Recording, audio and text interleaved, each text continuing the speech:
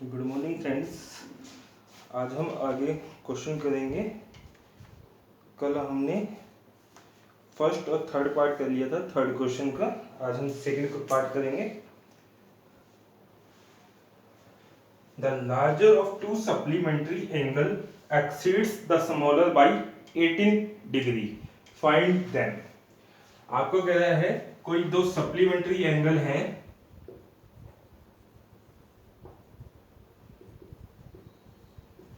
उनमें आपका एक छोटा एंगल है एक बड़ा एंगल है।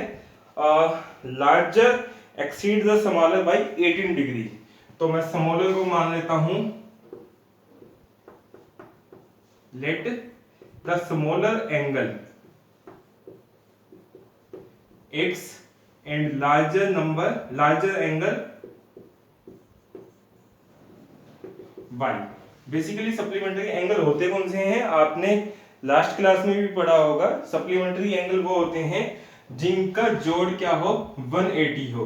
जैसे एक लाइन के ऊपर बने हुए दो कोण हैं, यदि ये x है और ये y है, तो x प्लस में y क्या होना चाहिए आपका, 180 डिग्री। ठीक है, तो आपको सप्लीमेंट्री एंगल दिए गए हैं, तो मैंने एक स्मॉलर एंगल मान लिया x, लार्जर एंगल मान लिया y। तो सप्लीमेंट्री एंगल है तो इनका जोड़ क्या होगा, 180। तो अकॉर्डिंग टू क्वेश्चन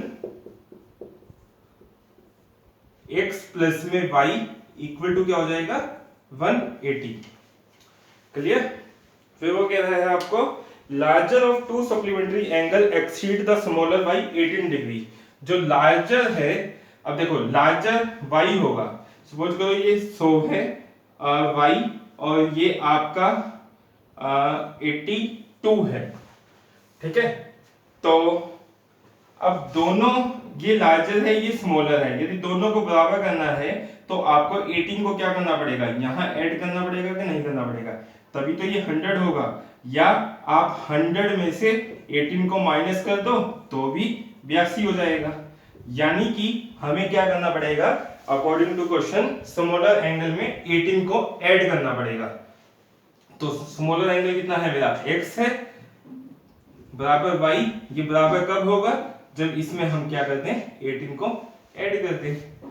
तो यहां से y माइनस एक्स बराबर क्या हो जाएगा, 18 हो जाएगा। मैं x को यहां ले गया और y plus x equal to 180 है। मैंने इसको x प्लस वाई की बजाय y प्लस एक्स लिख दिया। ठीक है, तो यहां से हम सब्स्टिट्यूशन मेथड लगा देते हैं। सब्स्टिट्यूशन मेथड में क्या था, हमें सबसे पहले क्या करते थे, एक वैल्यू निकालते थे। तो मैं इसको इक्वेशन 1 कह देता हूं, इसको इक्वेशन 2 कह देता हूं। y minus x equal to 18 है, तो y इक्वल टू क्या हो जाएगा, 18 प्लस में x। तो दूसरी इक्वेशन में इसकी वैल्यू को पुट कर देते हैं, y प्लस में x इक्वल टू 180। y की जगह क्या है, 18 प्लस x प्लस में x बराबर कितना हो जाएगा, 180। तो यहां से 18 प्लस 2x बराबर कितना होगा, 180। तो 18 को मैं यहां ले गया, 180 माइनस में 18 बराबर 2x होगा। 10 में से 8 गया आपका 2 होगा और 7 में से 1 गया 6, 1 बराबर है 2x। तो x की वैल्यू आ जाएगी 162/2, 2 8 2 1। ठीक है, और y कितना हो जाएगा आपका, y हो जाएगा आपका y इक्वल टू, हमारे पास दिया गया है 18 प्लस एक्स है, 18 प्लस एक्स। तो 18 प्लस एक्स कितना है, 81 है, 8 और 1 9 9। तो y की वैल्यू कितनी आ गई हमारी, 99।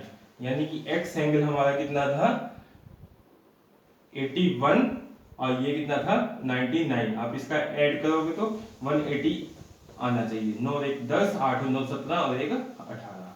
तो हमारा क्वेश्चन ओके है। क्लियर? सेकंड क्वेश्चन देखते हैं।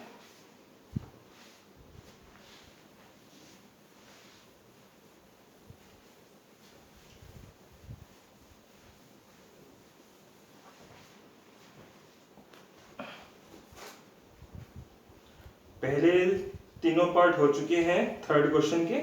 अब हम फोर्थ पार्ट देखते हैं।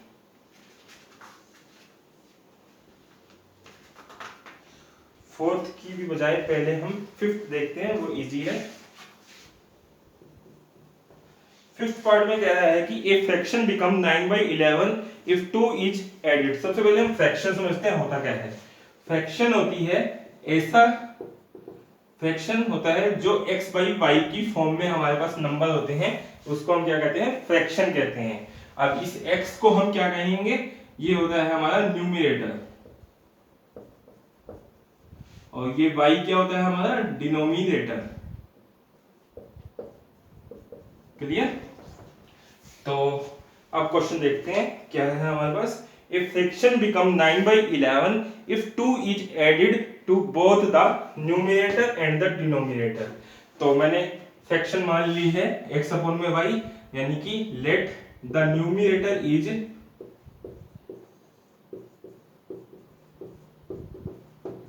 x and denominator is y। ठीक है, तो हमारी फ्रैक्शन क्या हो जाएगी, x अपॉन में y। ठीक है, तो वो कह रहा है कि यदि हम दो को ऐड करते हैं न्यूमरेटर और डिनोमिनेटर में, तो फ्रैक्शन क्या हो जाता है, 9/11 हो जाता है। तो न्यूमरेटर में भी 2 को ऐड कर दूं और डिनोमिनेटर में भी 2 को ऐड कर दूं, तो ये फ्रैक्शन क्या है, 9/11 हो जाएगा। ठीक है, तो इसकी क्रॉस मल्टीप्लाई कर देते हैं हम, एक इक्वेशन आ जाएगी हमारे पास। 11 इंटू में x प्लस में 2 बराबर है 9 इंटू में y प्लस में 2 हो जाएगा। 11x प्लस में 22 बराबर है 9y प्लस में 18। तो इसको मैं यहाँ ले जाता हूँ, 11x माइनस में 9y बराबर है 18 माइनस में 22। तो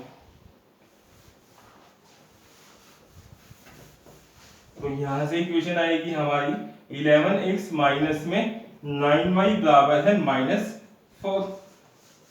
ठीक है, अब सेकेंड इक्वेशन देखते हैं। सेकेंड इक्वेशन में कह रहा है कि यदि 3 को ऐड किया जाए न्यूमरेटर और डिनोमिनेटर में, वो 5/6 हो जाती है। तो x अपॉन में y है, और इसमें 3 को ऐड किया जाए, 3 को ही नीचे ऐड किया जाए, तो ये क्या हो जाती है आपकी, ये बन जाती है आपकी 5/6, 5/6। तो क्रॉस मल्टीप्लाई कर देते हैं, 6 इंटू में x प्लस में 3 बराबर है 5 इंटू में y प्लस में 3।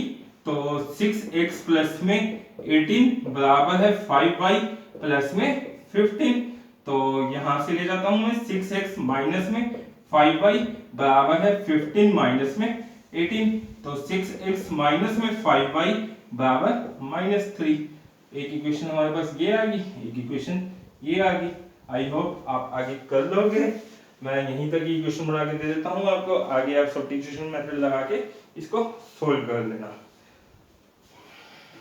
या कहो तो कर ही देते हैं। तो 2 इक्वेशन हमारे पास है। 11x माइनस में 9y बराबर -4, और दूसरी है 6x माइनस में 5y बराबर -3। ठीक है, तो सबसे पहले हम क्या करेंगे, x की वैल्यू निकालेंगे। तो 11x माइनस में 9y बराबर है -4, 11x बराबर है -4 प्लस में 9y। तो यहां से x की वैल्यू -4, या मैं इसको लिख सकता हूं 9y माइनस में 4 अपॉन में 11। ठीक है, तो इस वैल्यू को हम पुट कर देते हैं दूसरी इक्वेशन में। 6 इंटू में 9y माइनस 4 अपॉन में 11, और माइनस में 5y बराबर -3 हो जाएगा।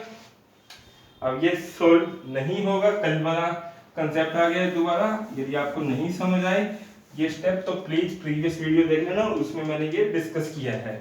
तो इसको हम लिख सकते हैं 9y अपॉन में 11 माइनस में 4 अपॉन में 11 माइनस 5y बराबर है -3।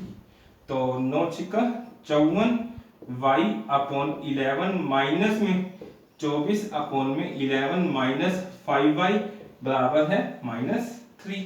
तो इसका एलसीएम ले लेते हैं 11, तो 54y माइनस 24 माइनस में 55 y हो जाएगा, अपॉन में 1 करूंगा तो 11 को 1 से डिवाइड करेंगे 11 की 5 से मल्टीप्लाई 55 बराबर है, अपॉन में 1 मानेंगे तो ये -33। जब हम इक्वल साइन में एलसीएम लेते हैं तो उसको क्या कर देते हैं, नेगलेक्ट कर देते हैं। तो 54y माइनस 24 माइनस 55y बराबर -33 होगा। तो 54y में से 55y गया, माइनस y बराबर है -33 प्लस में 24 होगा, तो ये आपका आ जाएगा 6 3 9। तो y माइनस y बराबर -9, तो y की वैल्यू कितनी आ गई 9। अब इस y की वैल्यू को हम पुट कर देते हैं किसी भी इक्वेशन में, तो मैं यहाँ पुट कर देता हूँ 11x बराबर है -4 प्लस में 9 गुना में 9 हो जाएगा, तो ये हो जाएगा -4 प्लस में 81। 11x बराबर है 77, x बराबर क्या हो जाएगा 77/11 यानी कि 7। तो हमारे पास फ्रैक्शन क्या आ गई, हमारी फ्रैक्शन x/y थी, x की वैल्यू हमारी कितनी है 7 और y की वैल्यू हमने निकाली है 9। ये आपका आंसर हो जाएगा।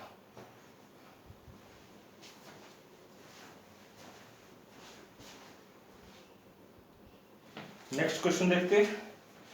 पहले लास्ट क्वेश्चन कर रहा हूं मैं, तो उसके बाद वो जो एक रहा हुआ वो कर देते हैं।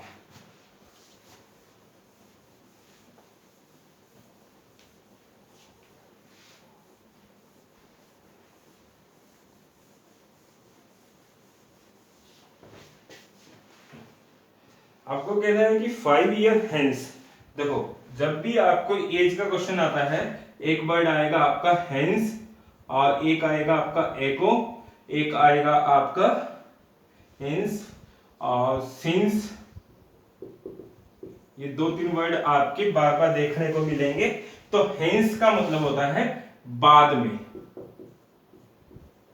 बाद में का मतलब क्या है कि हेंस 5 ईयर मतलब कि 5 साल के बाद में। इसी तरह से एगो वर्ड आएगा, एगो का होता है पहले, मतलब कि 5 साल पहले। 5 साल पहले की बात कर रहा हूं तो 5 ईयर एगो बोलेंगे हम उसको। और सिंस और हेंस सेम ही है, तो ये भी बाद में। क्लियर? तो अब क्वेश्चन पढ़ते हैं। 5 years hence the age of Jacob will be the 3 times that of its son. 5 year ago, देखो आपको जाकोब की एज दी गई है, तो let the Jacob age is, मैंने x मान ली, सन की एज कितनी होगी आपकी y मान लेते हैं। ठीक है, तो 5 year hence the age of, अब 5 साल बाद की बात कर रहा है, तो सबसे पहले तो आप प्रेजेंट एज मान लिया करो। जो भी होता है आपके पास, कोई भी आपको नाम दिया गया है उसकी प्रेजेंट एज मान लिया करो। लेट द प्रेजेंट एज लिखना ये इसको। ठीक है, तो अब 5 ईयर हेंस की बात कर रहा है, तो आफ्टर 5 ईयर भी बोल सकता हूं मैं इसको। आफ्टर 5 ईयर आपकी जाकोब की एज कितनी होगी, जाकोब एज पाएगी x प्लस में 5। इसी तरह से सन की एज कितनी पाएगी y प्लस 5। देखो आज किसी की एज यदि 10 साल है तो 5 साल बाद कितनी होगी 10 प्लस 5 होगी। इसी तरह से यदि आज किसी की एज x है तो 5 साल बाद क्या होगा x प्लस 5 होगा। इसी तरह से सन की एज आज y है तो 5 साल बाद क्या पाएगी आपकी y प्लस 5 पाएगी। 5 years hence the age of Jacob will be the 3 times that of his son। देखो वो कह रहे हैं कि 5 साल के बाद जाकोब की एज 3 गुना हो जाएगी उसके सन की। तो देखो जाकोब मान लो 45 का होगा तो सन कितना होगा 15 का होगा, तभी तो 3 गुना होगा। अब ये फादर है ये सन है, अब दोनों को बराबर करना पड़ेगा, तो क्या करना पड़ेगा हमें, सन को 3 से गुना करना पड़ेगा कि नहीं करना पड़ेगा। तो सेम चीज यहां लगा देते हैं। अब फादर की एज कितनी है x प्लस में 5 है, और y प्लस 5 सन की है, तो सन को क्या करेंगे हम 3 से गुणा कर देते हैं। x प्लस में 5 बराबर है 3y प्लस में 15, तो x माइनस में 3y बराबर 10 हो जाएगा। ठीक है, अब दूसरी क्वेश्चन बनाते हैं। दूसरी क्वेश्चन कह रहा है कि 5 ईयर एगो की बात कर रहे हैं हम। अब 5 ईयर एगो जाकोब की एज कितनी पाएगी? जाकोब एज, आज जो एज है उसमें से 7 माइनस करना पड़ेगा हमें, सॉरी 5 माइनस करना पड़ेगा, तो x माइनस में 5 हो जाएगी। और सन की कितनी पाएगी आपकी? y माइनस 5 पाएगी। अब वो कह रहा है आपको 5 year ago Jacob age was 7 time that of his son, तो 7 गुना थी। तो दोबारा से, यानी कि ये 21 है फादर, तो ये आपका 3 ईयर पाएगा सन। तो दोनों को बराबर करना पड़ेगा, तो क्या करना पड़ेगा? इसको 7 से गुणा करना पड़ेगा। तो सेम कंसेप्ट लगा देते हैं। फादर की एज कितनी है? x माइनस 5, और ये कितनी है? y माइनस 5, इसको हम क्या कर देंगे? 7 से गुणा कर देंगे। ठीक है, तो x माइनस 5 बराबर है 7y माइनस में 35, तो इधर लेके जाऊंगा तो x माइनस में 7y बराबर है माइनस 35 प्लस में 5, तो x माइनस में 7y बराबर माइनस 30 हो जाएगा। ठीक है, और सब्स्टिट्यूशन मेथड लगाना है, तो यहाँ से हम x की वैल्यू निकाल लेते हैं। 10 प्लस में 3y हो जाएगा, और ये इसमें मैं वैल्यू पुट कर देता हूँ। x की जगह 10 प्लस में 3y माइनस 7y बराबर है माइनस 30 होगा। 10 प्लस में 3y माइनस 7y बराबर माइनस 30 हो जाएगा। तो 10 माइनस में 4y बराबर है माइनस 30, तो minus 4y equal to minus 30। 10 को इधर लेके आऊंगा तो माइनस 10 हो जाएगा। तो यहां से माइनस 4y बराबर है माइनस 40, तो y की जगह क्या हो जाएगा आपका 40 अपॉन में 4, यानी कि 10 हो जाएगा। अब इसको y की वैल्यू को पुट कर देते हैं। यहाँ पे x की वैल्यू क्या हो जाएगी हमारी? 10 प्लस में 3 इंटू में 10, तो 10 प्लस में 30, यानी कि x की वैल्यू हमारी आ गई 40। तो x हमने क्या माना था? जाकोब की एज, तो ये 40 ईयर होगा, और ये कितना हो जाएगा? 30 ईयर। नेक्स्ट क्वेश्चन जो रह गया मैं उसको नेक्स्ट वीडियो में कवर कर देता हूँ। माइक्रो खत्म हो गया, मेरे पास है नहीं, तो थोड़ी देर में मैं अगला वीडियो शूट कर दूंगा। ओके, हो सकता है यहीं से कंटिन्यू कर दूं, मैं इसको कंबाइन कर दूं इस अगली वीडियो को इसी वीडियो के साथ। तो एक बार के लिए bye bye.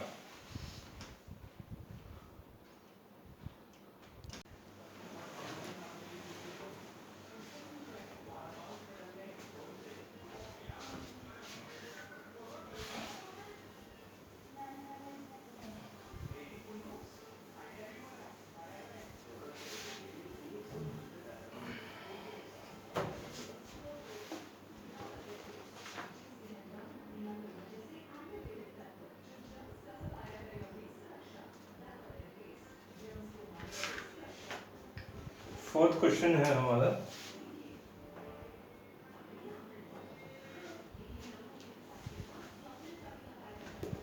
the taxi charges in a city consist of a fixed charge together with the charge for the distance covered. For a distance of 10 km, the charge paid is 105, and for a journey of 15 km, the charge paid is 155. What are the fixed charge and the charges per kilometer? How much does a person have to pay for traveling a distance of 25 km? देखो, इस question में कह रहा है कि कोई taxi driver है, वो चार्ज करता है।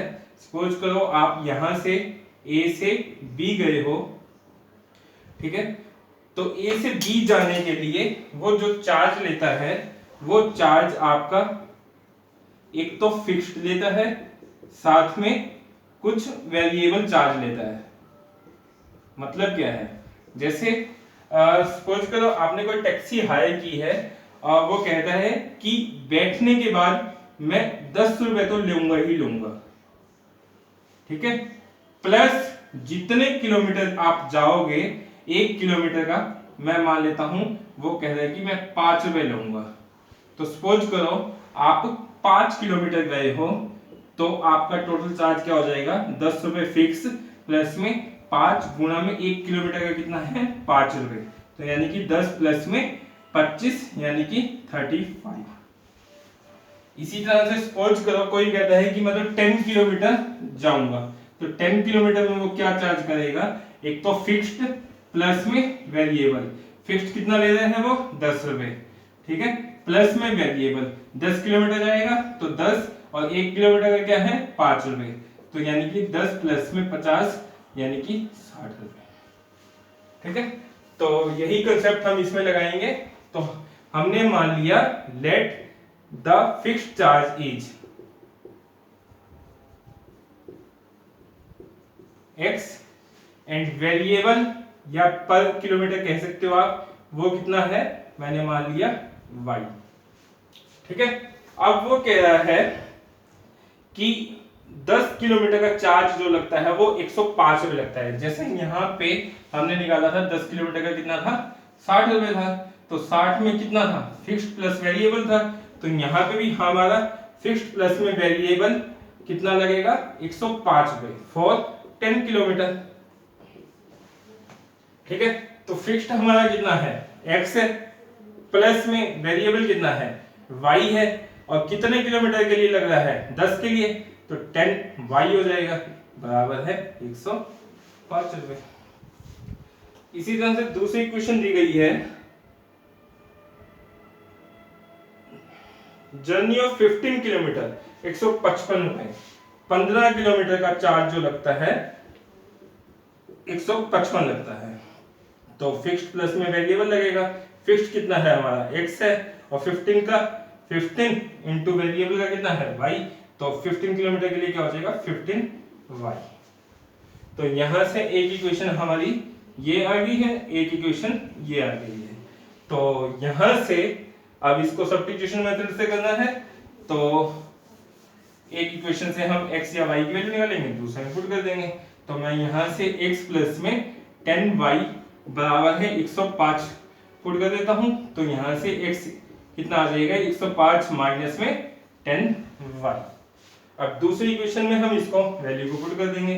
दूसरी इक्वेशन है हमारी x प्लस में 15y बराबर है 155, तो x की जगह कितना पुट करूंगा 105 रुपए प्लस माइनस में 10y प्लस में 15y बराबर है 155। अब यहां से इसको इधर ले जाते हैं हम, तो 155 माइनस 105 बराबर है 5y, तो 5y बराबर है 50, तो y बराबर कितना हो जाएगा 10, यानी कि उसका जो y हमने क्या माना था वेरिएबल चार्ज माना था, तो y हमारा कितना आ गया रुपीज 10। अब हमें निकालना है फिक्स्ड चार्ज, तो किसी भी इक्वेशन में वैल्यू पुट कर दो। तो हमारे पास x plus 10y equal to में 105 है, x प्लस में 10y बराबर है 105, तो y की वैल्यू कितनी है 10 है, x प्लस में 10 गुणा में 10 बराबर है 105, तो x प्लस में 100 बराबर है 105, तो x की वैल्यू आ जाएगी 105 माइनस में 100, तो x इक्वल टू में 5, यानी कि हमारा जो फिक्स चार्ज लगेगा वो कितना लगेगा 5। ये आपका आंसर हो जाएगा। तो यहाँ पे आपकी ये एक्सरसाइज पूरी हो चुकी है। अब अगली एक्सरसाइज पे चलते हैं 3.4 पे। तो मैं एक बार ये वीडियो यहीं रेज्यूम कर रहा हूँ ताकि नया वीडियो शूट कर सकें।